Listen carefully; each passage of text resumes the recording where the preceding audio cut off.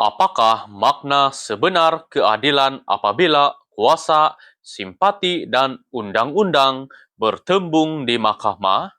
Mengapa rayuan tahanan rumah seorang bekas Perdana Menteri ditolak secara tegas? Dan apakah implikasi keputusan ini terhadap institusi raja berperlembagaan, lembaga pengampunan, serta keyakinan rakyat terhadap sistem kehakiman negara? Salam sejahtera, kembali lagi di channel Arena Rakyat, tempat isu jadi bualan. Tuan-tuan dan puan-puan sekalian, keputusan Mahkamah Tinggi yang menolak permohonan Najib Razak untuk menjalani baki hukuman penjara melalui tahanan rumah bukan sekadar satu episod perundangan biasa. Ia adalah titik penting yang menguji kefahaman rakyat terhadap konsep raja berperlembagaan, kuasa, prerogatif, pengampunan, serta hak campur tangan eksklusif dalam keputusan mahkamah. Saudara-saudara yang dihormati, Hakim Ellis Locke menegaskan bahwa Yang di-Pertuan Agong bertindak sebagai raja berperlembagaan dan sebarang pelaksanaan kuasa pengampunan mestilah mematuhi perkara 42 Perlembagaan Persekutuan. Dalam kes ini, apa yang dipertikaikan ialah kewujudan dan kesahan satu titah adentum yang didakwa membenarkan Najib menjalani baki hukuman melalui tahanan rumah. Hadirin yang budiman, Mahkamah mendapati bahwa titah adendum tersebut tidak pernah dibincangkan atau diputuskan dalam mesyuarat Lembaga Pengampunan Wilayah Persekutuan ke-61. Ini membawa implikasi besar. Tanpa proses yang sah, titah tersebut tidak mempunyai kekuatan undang-undang untuk dikuatkuasakan.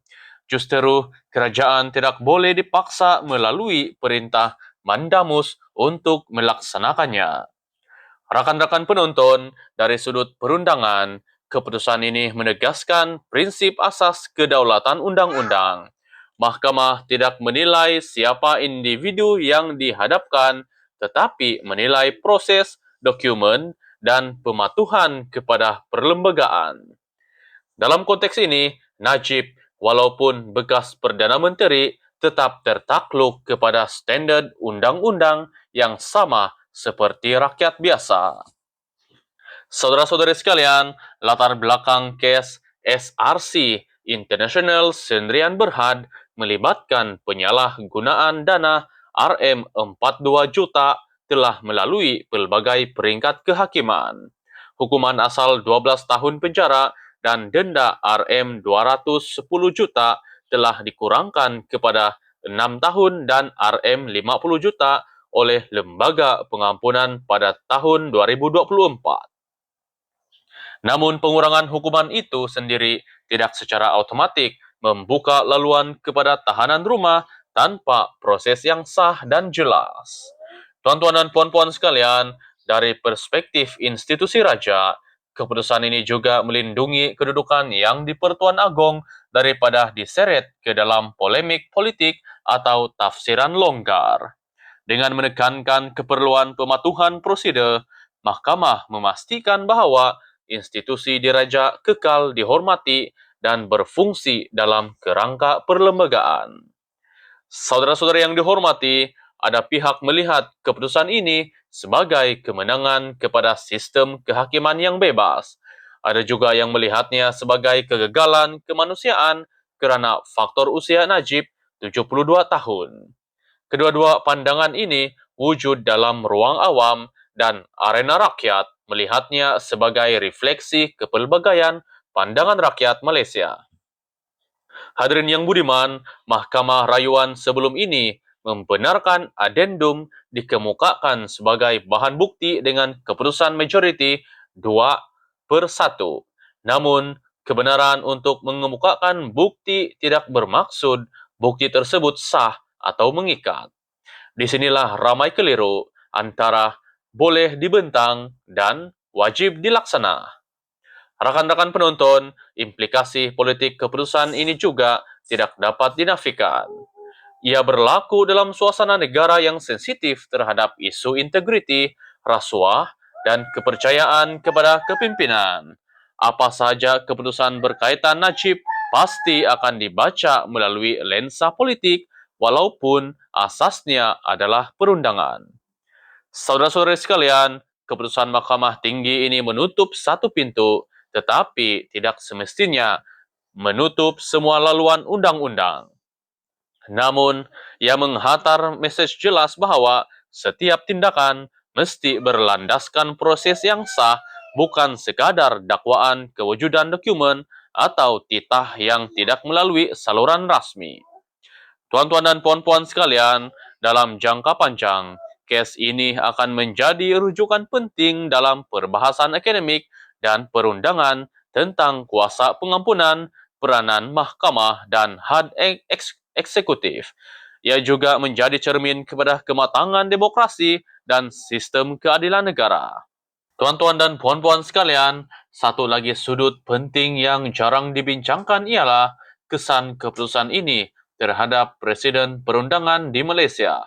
Penolakan permohonan tahanan rumah Najib Razak memperkukuh prinsip bahawa sebarang dakwaan kewujudan titah atau dokumen luar biasa mesti melalui rekod rasmi dan prosedur institusi, bukan bergantung kepada naratif atau tafsiran politik. Jika mahkamah menerima dakwaan tanpa proses lengkap, ia boleh membuka pintu kepada penyalahgunaan kuasa pada masa hadapan, bukan sahaja melibatkan tokoh besar, tetapi juga kes-kes rakyat biasa yang mungkin cuba menggunakan alasan serupa untuk mendapatkan keistimewaan. Saudara-saudara yang dihormati, dari sudut psikologi awam, keputusan ini memberi isyarat jelas bahwa sistem kehakiman Malaysia masih berpegang kepada prinsip proses mengatasi personality. Dalam masyarakat yang sering skeptikal terhadap keadilan apabila melibatkan tokoh berpengaruh, keputusan ini sedikit sebanyak membentuk persepsi bahwa mahkamah tidak mudah tunduk kepada tekanan luar. Namun pada masa yang sama, ia juga menimbulkan persoalan empati dan kemanusiaan. Sejauh mana sistem undang-undang perlu mengambil kira faktor usia, kesehatan, dan sejarah perkhidmatan seseorang tanpa menjejaskan keadilan substantif. Hadirin yang budiman, keputusan ini turut memberi implikasi langsung kepada cara kerajaan pada masa depan menguruskan isu pengampunan dan komunikasi awam. Ketiadaan penjelasan rasmi sejak awal mengenai kewujudan atau ketidakwujudan titah adendum menjadi pengajaran besar tentang pentingnya ketelusan institusi.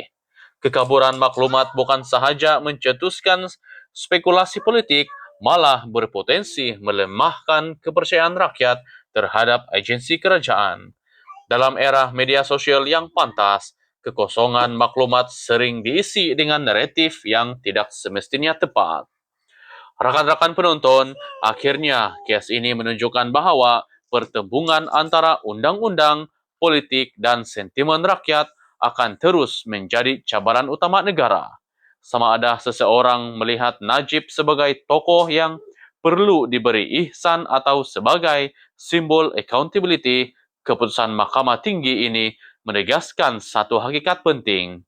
Sistem keadilan tidak boleh berfungsi berdasarkan tekanan emosi atau populariti. Ia mesti berdiri dalam teks perlembagaan, rekod rasmi, dan proses yang sah, walaupun keputusan itu sukar diterima oleh sebahagian masyarakat.